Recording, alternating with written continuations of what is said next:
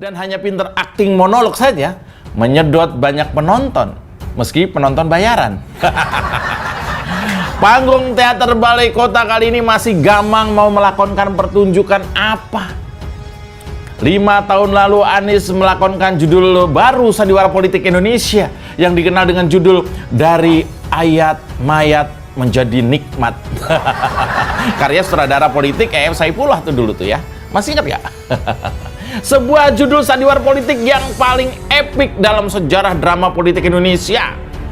Nah, gimana? Merinding nggak tuh? Saat pilkada gubernur DKI lalu, Anies seolah jadi jenderal yang dilingkup dengan para komandan lapangan seperti Bahtiar Nasir, Tengku Zulkarnain waktu itu, dan juga Gatot Sabtono alias Muhammad Al-Khotot. Yang di video barusan kita tonton, dia membaiat dengan kalimat siap mati demi Anies. Ngeri sekali ya. Yakin nih yang kayak gini nggak bakal kejadian lagi pada 2024 yang akan datang. Kalau karena kejahatan politik seperti ini Anies malah berjaya dan tidak tersentuh hukum, kebayang nggak saat dia ikut pilpres dengan segala cara dan kemudian dia menang? Dinilai malah berkesan keburu-buru dan bikin banyak kader Nasdem malah mundur. Kemudian Anies dibajak oleh Partai Demokrat dengan memaksa ia duet bareng AHY. Iya, tapi Anies hanya senyum saja sembari menggantung AHY. Ia tidak pernah sekalipun mengatakan setuju cawapresnya adalah AHY dan menolak juga tidak. Anies cuma senyum, kecut lagi. Nah, hingga kader Demokrat terus-terusan meyakinkan publik lewat Twitter, sosial media bahwa AHY adalah pasangan terbaik buat Anies. Elit Demokrat bicara soal kemungkinan AHY tak jadi pendamping Anies.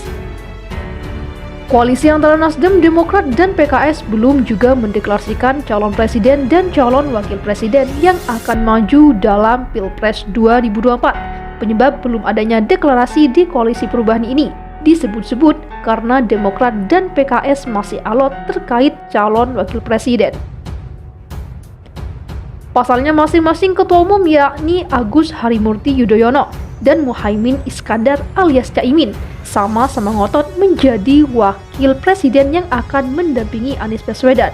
Sehubung dengan hal tersebut, kader Demokrat Herman Kairon angkat bicara terkait kemungkinan Anies tak maju dalam Pilpres 2024.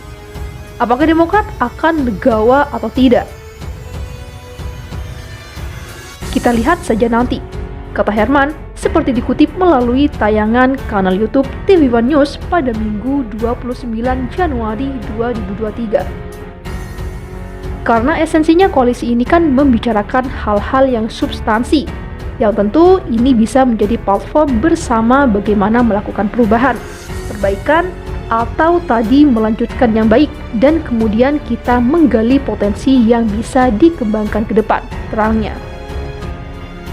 Herman lantas mengungkapkan bahwa tujuan terbentuknya koalisi perubahan adalah untuk mendapatkan kemenangan di kontestasi politik 2024, sehingga pihaknya kini telah mengajukan usulan terkait dibentuknya sekretariat perubahan. Pembentukan sekretariat ini tak lain bertujuan untuk memuluskan jalan koalisi perubahan dalam bersinergi agar meraih kemenangan dalam kontestasi 2024 mendatang. Tetapi pada sisi lain juga, kita membicarakan ya harus menang koalisinya. Nah, untuk menangkan harus membicarakan siapa? Kalau sekarang Mas Anies selalu masuk 3 besar di dalam polling ataupun survei terhadap calon presiden. Ya nanti kita akan sambil berjalan. Maka itu ada usulan dari Demokrat dibentuknya sekretariat perubahan, ujar Herman. Menurutnya seraya Nasdem, PKS, dan Demokrat membentuk sekretariat perubahan, ketiganya dapat mempertimbangkan potensi calon wakil presiden dan yang pas digandengkan dengan Anies. Supaya ini memastikan 3 partai ini betul-betul solid dan terus menjalin komunikasi seraya juga mencari potensi untuk cawapres, tugasnya. Tim kecil Demokrat, Nasdem, dan PKS bertemu di rumah Anies. Tim kecil yang terdiri dari Partai Demokrat, PKS, dan Nasdem mengadakan pertemuan di kediaman Anies Baswedan. Jakarta pada siang Jumat 27 Januari. Kepala Badan Komunikasi Strategis DPP Partai Demokrat, Herzaki Mahendra Putra, membenarkan agenda pertemuan tersebut. Siang ini memang ada pertemuan tim kecil Koalisi Perubahan, membahas usulan yang disampaikan Demokrat kemarin dan beberapa isu lainnya, ujar Herzaki kepada cnnindonesia.com Jumat 27 Januari. Akan tetapi Herzaki belum merinci apa yang akan dibahas dalam pertemuan tersebut. Untuk detail agendanya, silakan merapat dan kontak dengan tuan rumah pertemuan. Sementara ini informasi yang bisa saya sampaikan, menjawab japri beberapa rekan, tuturnya. Partai Demokrat, Nasdem, dan PKS saat ini tengah menjajaki pembentukan koalisi perubahan untuk mengusung Anies Baswedan sebagai calon presiden di Pilpres 2024. Partai Demokrat juga telah mengajak Partai Nasdem dan PKS untuk segera membentuk sekretariat perubahan. Menurut Ketua Umum Partai Demokrat Agus Harimurti Yudhoyono, pembentukan sekretariat tersebut merupakan bukti keseriusan dan komitmen Partai Demokrat untuk mewujudkan koalisi perubahan.